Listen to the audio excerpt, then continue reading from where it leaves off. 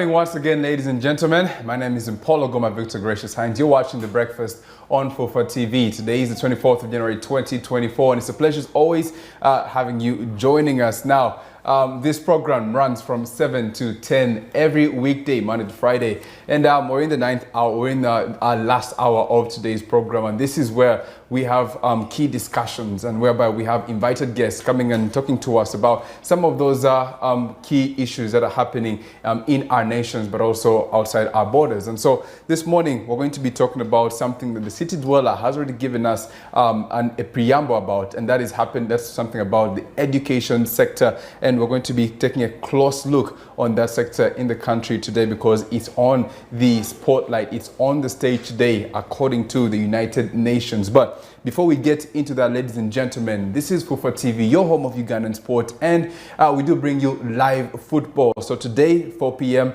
ladies and gentlemen, the 50th edition of the Stanbic Uganda Cup will be bringing you a live football match, round of 16. Chireka United is going to be taking on Young Elephants Football Club in their round of 64 edition. And so the game will be taking place at the Kampala Quality Grounds. But if you cannot make it down there, listen, you can watch it on your television screen. Just click your remote, just pick up your remote and switch your station to FUFA TV, and you'll be able to watch that game live. All right, so now back to our key discussion this morning. Now, today is the 24th of January 2024, and according to the United Nations, on the calendar, today is the International Day of Education. Now, back in 2018, the 3rd of December, the United Nations General Assembly earmarked the 24th day of the first month of every year to celebrate the role of education in peace and development. And so they earmarked that day as the International Day of Education. The right to education is a fundamental to any individual's ability, particularly to learn and empower themselves. Now, education has the power to transform lives and offers a pathway out of poverty, but also it can be a foundation for more peaceful and just and sustainable societies. And so today, according to the UN, it is a very important day to have education on the spotlight, particularly to see how we can celebrate its role in fostering peace and development. Now, last year, 24th January 2023, the theme of this day was Invest in People and Prioritize Education. This year, the 6th celebration, which is happening on this date as we speak right about now, is the theme is running under Learning for Lasting Peace. Now, what is particularly the significance of this day? And of course, Learning for Lasting Peace, what is going to be done by the member states of the United Nations in order to uphold this theme? Joining us this morning on The Breakfast in studio is an education specialist to let us know and obviously bring us up to speed about the significance and importance of this day, and that is Mr. Charles Oyet Omoya.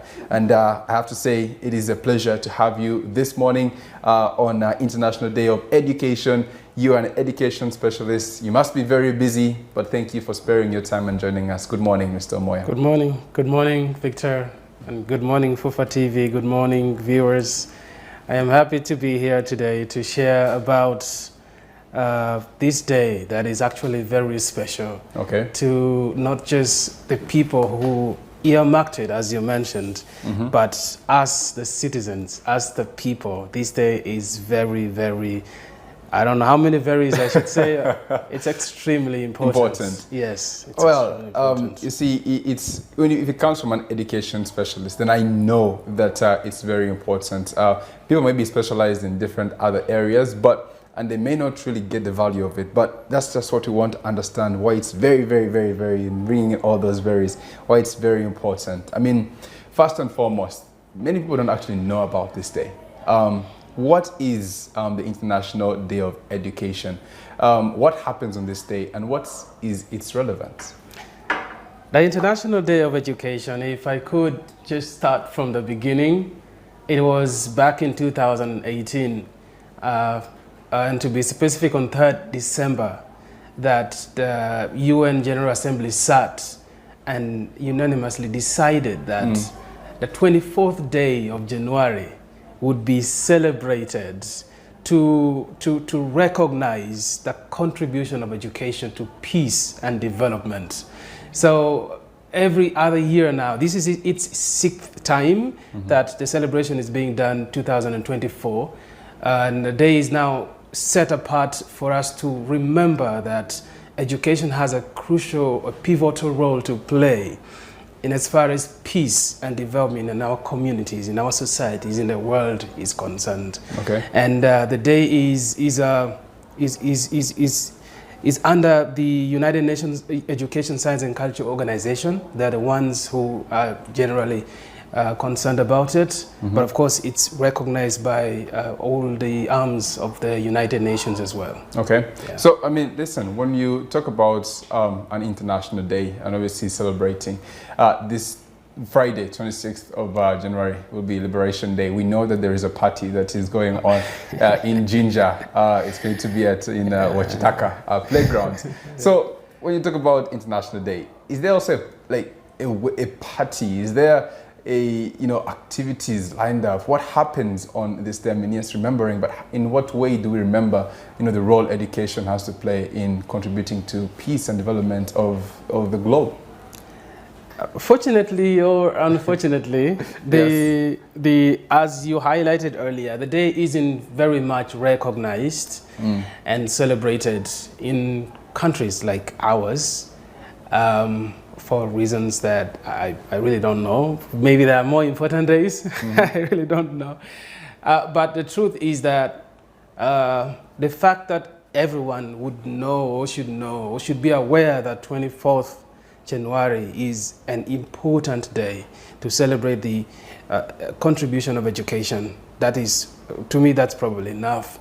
As you highlighted also earlier, many people do not know that such a day even exists.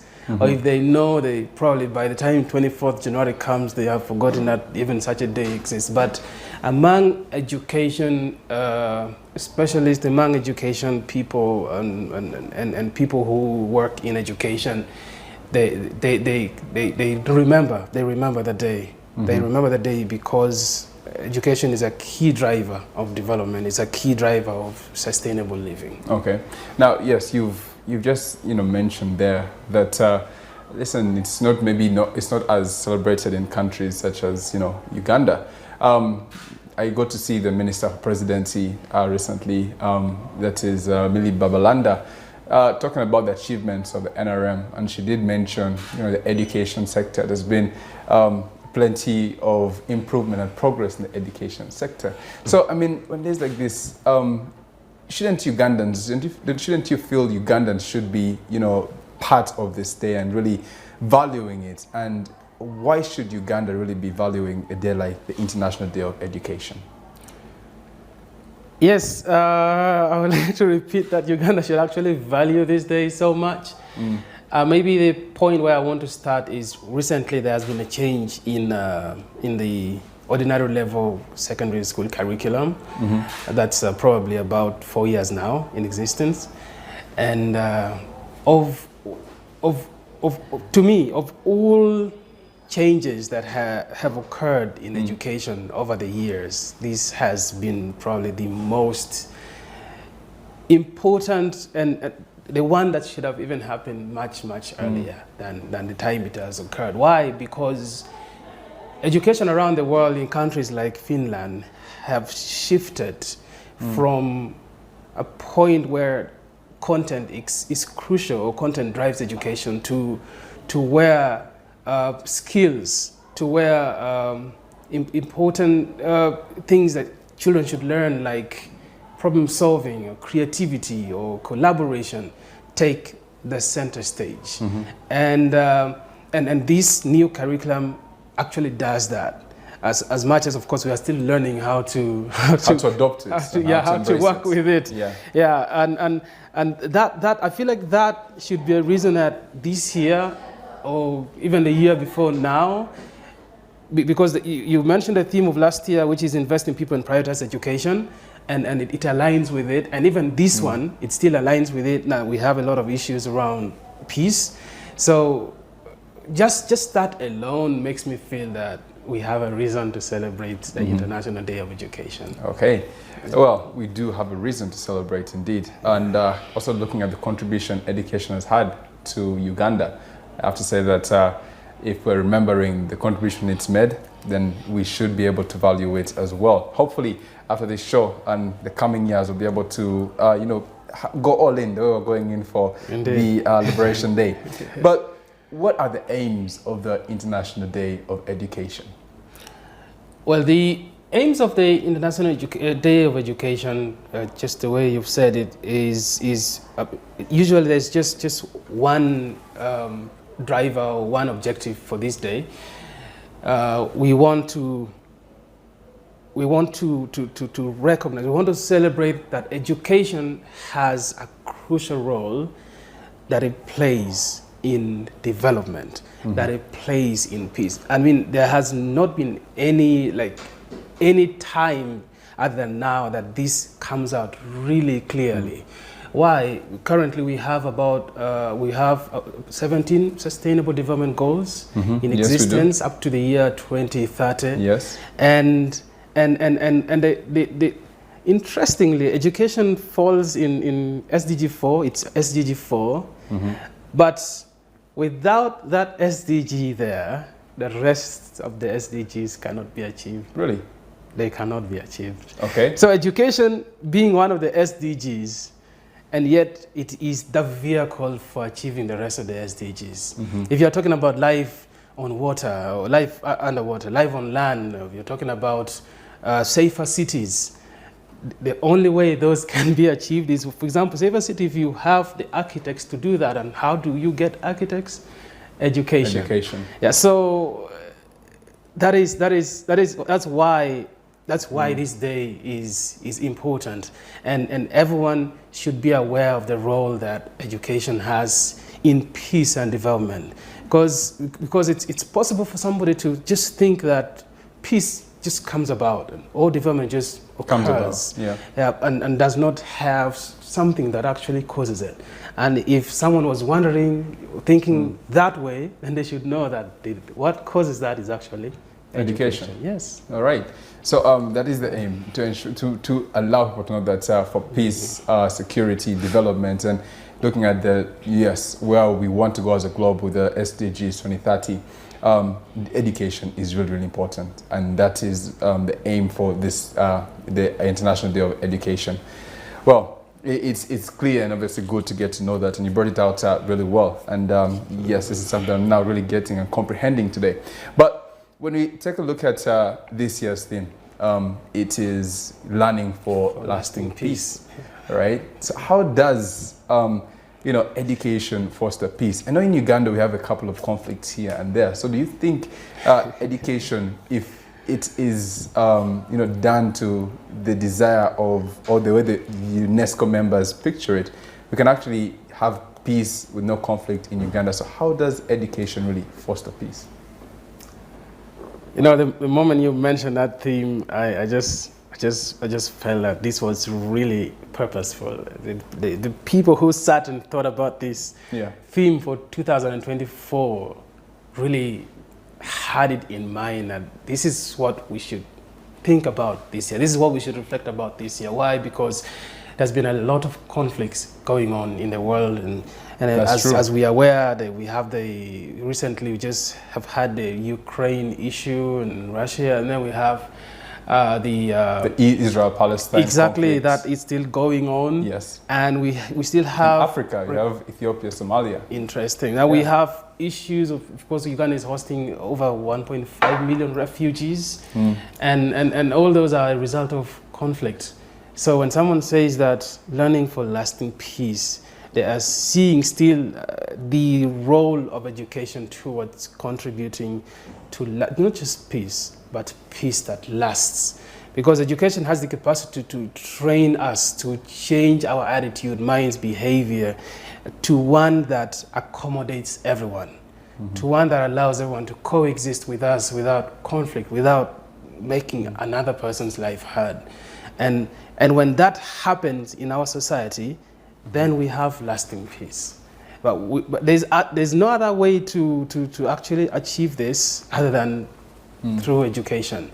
And that is, it also requires us to be quite intentional about it. Okay. Yeah, and and maybe an example I would give is what an organization called Right to Play is doing in the refugee communities, settlements in Isingiro and in Adjumani. Right to Play is implementing a project called Sport for Mental Health. Sport for Mental Health was designed to help young people about 15 to 24 years to mix up with each other. I'm talking about host communities and refugee community settlements. And there's existing conflict between host communities where the refugees have settled, and the refugees who come in. Yes, like, I mean, it's just probably obvious that it's just because people have come and then are settling on our land. All of a sudden they come to our land. Yeah. So what they're doing is to introduce sport games that allow youth from both sides to play, to learn with each other, and in the end, the fact that the youth mix and coexist really well with each other also somehow calms down the elders and the other people who might be seeing conflict as the only solution. So shout out to them. They've really, in the past year, they've reached over 11,000 young people in those settlement communities. And this year they're still going even with a higher number, and still talking about education, the only way those people are able to change their mindset and see the other person as well, it's just the same as me. They have come from a different country, but there's really no difference. And when education does that, they just live peacefully. You have to tell, you're saying that obviously through the organization that you mentioned, through education, they've been able to reduce on the cases of conflict in the refugee settlement areas. That is correct. That is correct. Okay, one area that I really look at as well is, Karamoja. I was having a conversation with a friend of mine recently, and she was telling me about how it is still quite insecure in that region. But so you would say that if you had intentionality in terms of promoting education in that area, we would see a reduction in the conflict in that area. We would see peace. That's what you're trying to say? Correct. And if I'm to offer a little bit of explanation there. Yeah. Okay, human beings are a result of what we've been taught and what we've experienced. So if we live in a society that has for so long tolerated or condoned violence as a means for us to progress, then even when new children come into the society, they are being born, they will see people, violence. Yeah. They see people fighting, they see people creating conflict as a means. It becomes a normal thing, and which means that as a new child in the community, I will see that that's a good thing to do, and that is exactly what I'm going to do. But if another person comes and introduces an idea that, wait, you can actually not harm anyone, you can actually not burn people's houses, and you still progress, that would be very strange to you. How is it possible? My grandparents, my ancestors have done this for long, and now you're telling me that I can. And then when they eventually get to understand how this works, then they will become agents of peace themselves. Okay. And when they become agents of peace, that is what now we call lasting peace. Because the lasting peace is actually not an idea, it's the person. Okay. It's a person being able to see that peace is more important than conflict. And wherever they go, that is what they will say. That's what they will do. When a border delays, they won't shout.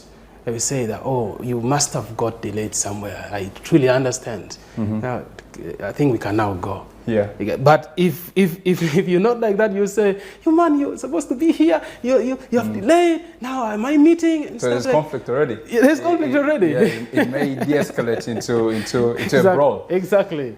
Well, okay, exactly. I did see that. It helps education. It helps build dialogue. It helps you really see and really understand and have conversations. And you get to come to a consensus, and you want peace rather than fighting. That's the point. I get to see it. Okay. That's the point. So listen, ladies and gentlemen, we're going to first take a break. We're going to have to take stop right here and then make some money a little bit here and there. But I have to say that this is a quite interesting conversation. Today, the 24th of January 2024, ladies and gentlemen, is the International Day of Education, which was earmarked by the United Nations General Assembly back on the 3rd of December 2018 to recognize the role of education in promoting peace and development globally. So I am with Mr. Charles, who is an education specialist. When we return after the break, we'll continue this conversation and get to see a little bit more concerning about this particular day. Don't touch your remote. We'll be right back.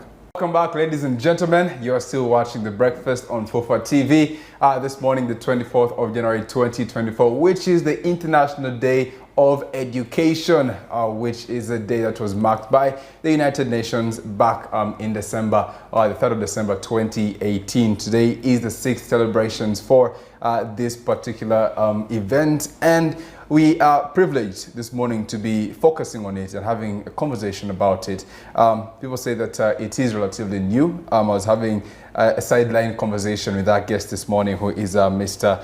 Charles Oyet Omoya, who is an education specialist, and he was making it quite aware to me that it's quite new, so many people don't actually know about it. So it is a privilege to be talking about it today, the 6th celebration, so that we can see exactly how far we can take it and make the public aware about it and get involved in these celebrations every year. It is celebrated on the 24th day of the first month of each year, so January 24th every year is the International Day of Education. And this morning we do have that conversation, and Mr. Charles is right here with me, an education specialist. Now, some of you might be wondering exactly what constitutes somebody to be an education specialist. And so Mr. Charles wants you to break down, for someone who wants to be an education specialist, what do they need to do to be an education specialist? How did you become an education specialist?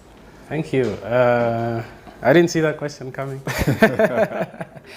Well, an education specialist is someone who has mastered, who has done their master's degree in education, and they're also doing work that relates to education. Okay. As for example, I completed my Master of Education degree from University of the People. It's in California, Pasadena. That's United States of America. And my bachelor's degree was at Chambogo University, Chambogo University. Yeah. So, and I've also taught. To be an education place isn't just about the papers. It's also about the work, because you can have the papers, but without the work, you can't really be a specialist. You're not a specialist. Yes. Specialist is more, So I've worked with some organizations. I've also taught in a secondary school, or probably about 3 secondary schools. So that qualifies me to be called an education specialist, someone who knows deeply about education. All right. So if you're looking to be a specialist, you need to know deeply about it. Teach, get the papers, practice, and you'll be able to become a specialist. And one thing you mentioned, when you master in education, then you're specializing in it. And so that is also quite crucial as well. For those of you, the students who are still home, high school students, if you'd love to be an education specialist, well, Mr. Charles Oyet Omoya has given us exactly the steps of how you can actually get there. But back to our conversation. This is the International Day of Education, and every year as well, as we commemorate this day, there is a theme. And this year's theme is learning for lasting peace. Now, I was going through the concept note for this year's celebrations. Yes, please. And one thing that they said is that education for lasting peace can only be attainable when education is transformative at its core. So what does transformation at the core in this context of education actually mean, or what does it look like? Transformation at the core. Yes. Oh, that's a good term. That's a good term. Very good term. I was like, okay, what do they mean here? Transformation at the core. Yes. Well, I would start from the first thing I'm going to start with is the usefulness of education. And at the core, let me just say at the core, what is education doing to a person? What is, when they receive the education, what do they become in the society? What do they become to their neighbors? What do they become to the chain of production? What do they become to leadership? So at its core, transformation at the core means that the person has achieved a sense of purpose that contributes, I would say, boundlessly to society. Mm-hmm. And this is a person who is not, let's say, driven, because it's also about change in attitude, change in character. Mm-hmm. This is a person who is, for example, not driven by greed. They are not driven by their own desires. The person that I want to become rich. They're not driven by creating conflict or making other people's lives hard. These are people who have a feeling that everyone matters and everyone should benefit from the fact that they are educated. Mm-hmm. They will also try their level best to create opportunities for other people. All right. Well, very well put. I have to say it takes a transformation in terms of the attitude as well, and what education actually does to a person. I mean, that's a whole transformation of an individual, I have to say. And you've actually defined it in a way that I totally get, and hopefully as well the viewer has been able to note that down. Now, if that happens, truly, yes, you do say that we can be able to achieve lasting peace. If somebody looks at, yes, the education has led him to want to have peace in the community, then he's going to do whatever it takes using the knowledge that he's gotten in order to ensure that there's peace within the community, the country, and the globe as a whole. But one area now that I want us to get into, Mr. Charles, is that this year as well, 2024, this year's celebrations, UNESCO has dedicated, has decided to dedicate these celebrations to the crucial role that education has to play in countering what has been said to be a phenomenon that has been snowballing in the recent years, obviously, with social media coming in and what have you. And I'm talking about hate speech. They say that hate speech obviously is a threat to security and to different communities. We're going to be getting into that a little bit later. But people have heard this term many times, hate speech, hate speech, hate speech. But how would you define what hate speech actually is? Because there's been a confusion between hate speech and freedom of expression. But how do you define hate speech, Mr. Charles? That's, hate speech is one of those terms or phrases that, let me just begin by saying misunderstood. Yeah, because we tend to think of hate speech as only that which, for example, the youth have been doing. The youth have been, proposing on social media and stuff to destabilize some people, let's say in government. And we also think of hate speech as maybe a conflict between parties of different nationalities. But we don't think of hate speech at home or at school. But the truth is, hate speech exists even in our homes and in our schools, surprisingly. And maybe to define it, I'll just define it in the most basic way. Hate speech, I would say, is what somebody says. In this case, I'm also going to include what somebody does towards another that discriminates the other person, that makes the other person feel less about themselves, or that just makes the other person, I already mentioned discriminated, or just makes the other person hate who they are. Or it can even be at a level that it threatens the other person. So something that you say or do that discriminates, that makes the other person think less of them, so maybe less confident about who they are, or maybe even threatens them or causes a lot of shame or embarrassment upon who they are. So I would say that is hate speech. Okay, so that is totally different from when somebody comes out and is just looking for accountability, maybe said to a government official on social media. It's different from that. That is not hate speech. That is not hate speech. You just want accountability. That is not hate speech. All right, yeah, true. You mentioned if it's discriminatory and you make somebody feel less of themselves, then that could be considered, that's considered as a hate speech. That's, you know, a good way of actually defining it. Because when you look at that phenomenon, what quite you know, intrigued me was that UNESCO has put it that hate speech severely impacts society and security of the communities in a way, right? And I've dedicated these celebrations to ensuring that the role of education and the role of the teachers in countering hate speech. So this is a strong verb to use, but would you say that because of hate speech, many of the communities, the security of communities in Uganda is actually at a threat? I want to start from the home. From home? Yes. Okay, start from there and bring us there. Because you start from home, then bring us to the communities. Because I want to start from home, and it's going to come to the community. Okay. From the home, let's begin from parenting.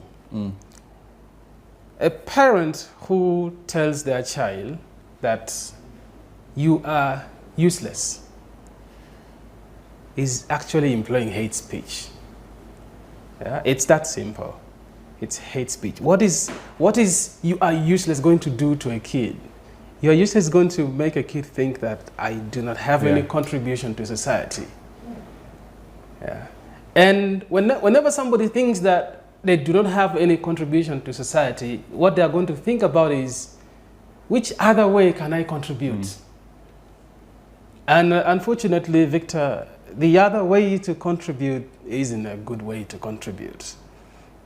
Because they're going to, let's say, begin stealing things or robbing other people as they grow, because the people who should protect that child, the people who should nurture that child to be a person who is actually someone of let's say, a useful citizen, have neglected or are using what I would classify now as hate speech towards that child.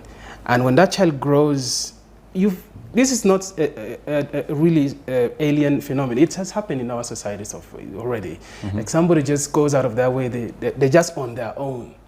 And they go become some sort of robbers, or they loiter around, they steal people's things. That is because of the seed that was planted earlier in their life. And it goes without saying that what somebody is, if you're a violent person and you're taking care of a child, it's a possibility that child is going to become violent. So now you see where this is coming from. That's from home.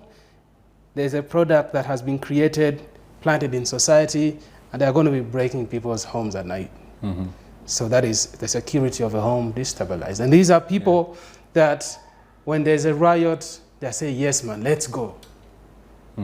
When there's destroying public property, they say, yes, let's go. Because that is how they contribute to society. And at some point, it's really not their fault.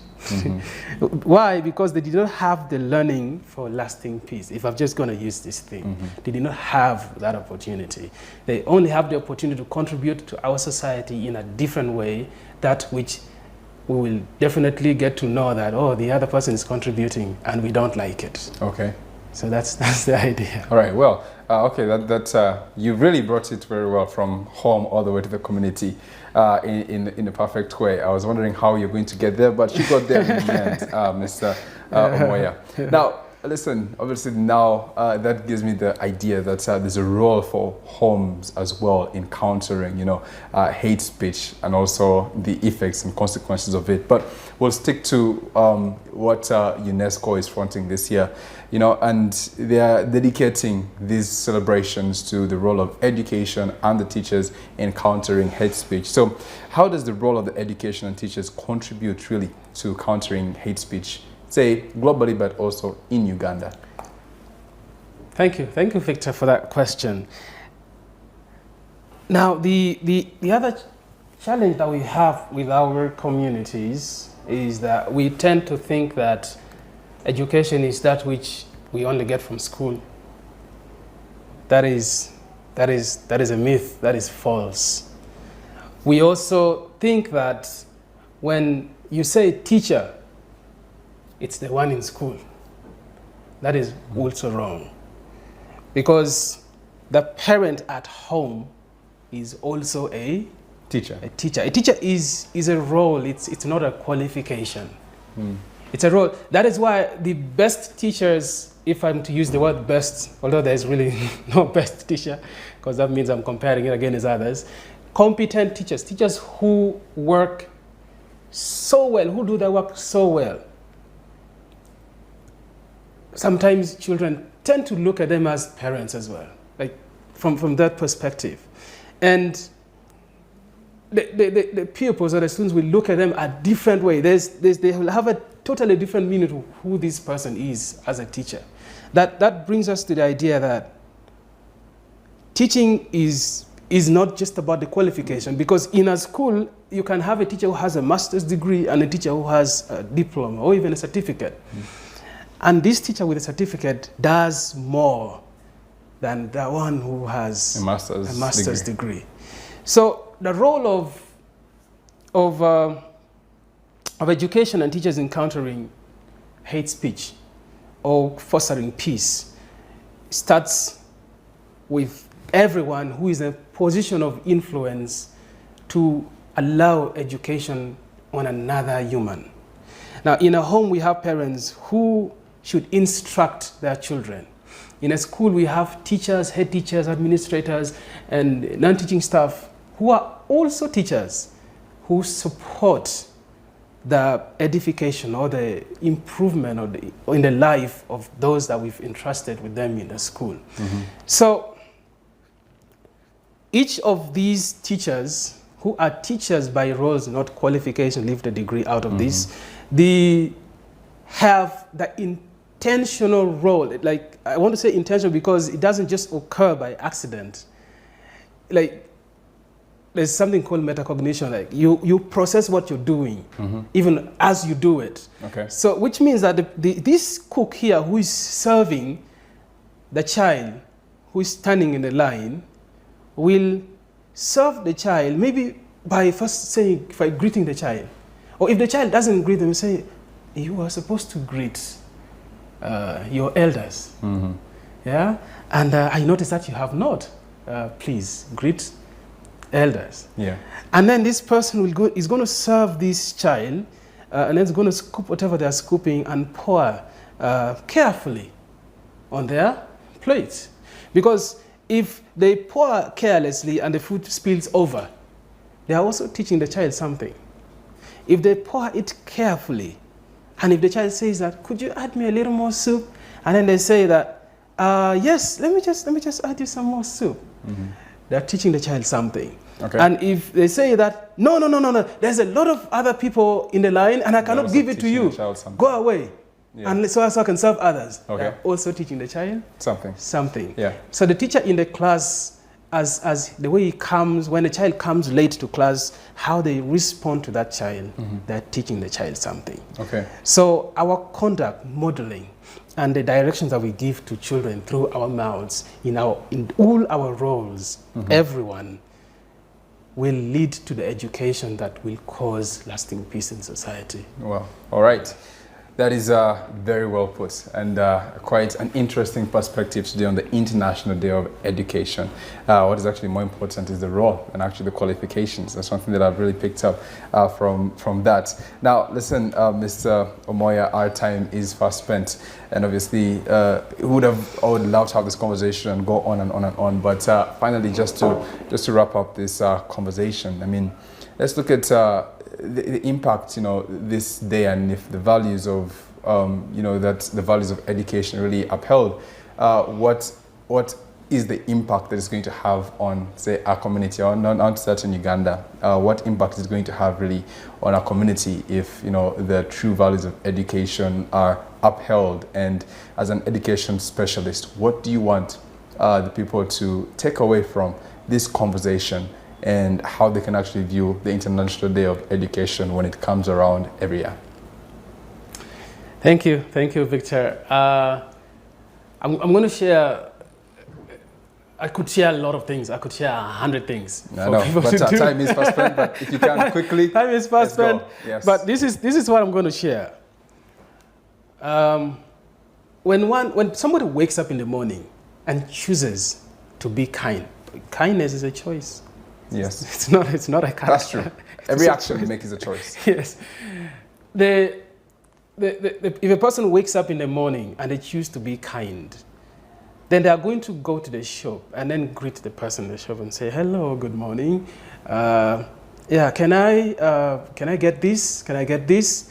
And if this shopkeeper, if another person comes to the shop while this person is still standing there, and this shopkeeper somehow serves the person who is standing there and not the person who was here before, and then this person who has come, who has chosen kindness in the morning, just stands there and waits. And then the other person is even served, and then they go and say, oh, I saw that you, and then they just say, I saw that you served the other person. Probably it was urgent for them. I saw that you did that. Surprisingly, sometimes people would give an answer that maybe, because if you judge too quickly, you might not get the right idea. That person might have, say, booked something the day before. Yeah. And for you here, you have your issues and your so. Yeah. Now, if that person again goes to the roadside and then they're waiting for that, but the example just gave you, and then talks to, and this boy is someone who has had conflict at home, and then they come to the stage and then they meet this person, and then this person does not shout, does not cause conflict, and instead, with kindness, says that, oh, you have delayed. Is everything okay at home? There's a way that has an effect on the border guy who has just had conflict at home. Okay. And which means that the next person who's going to meet this border guy is probably going to meet kindness as well. So what am I saying here?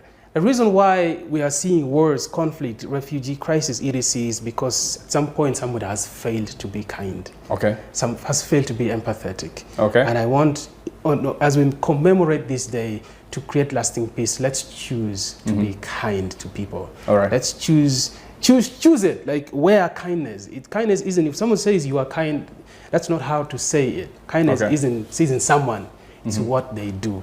Okay. Yeah, so thank you very much. Well, thank you very much, Mr. Omoya Oyet Charles. It's been a pleasure, obviously, having you for this discussion, and I'm pretty sure we've learned a lot about education today on the International Day of Education, the 24th of January, and plenty of notes to take home. But that's why we're going to leave our conversation. But as well, you can head over to UNESCO's official X account, and you can get more information about this day or their website, and get to see exactly what else you can be involved in and what else you can learn about this particular day and all about education. Now,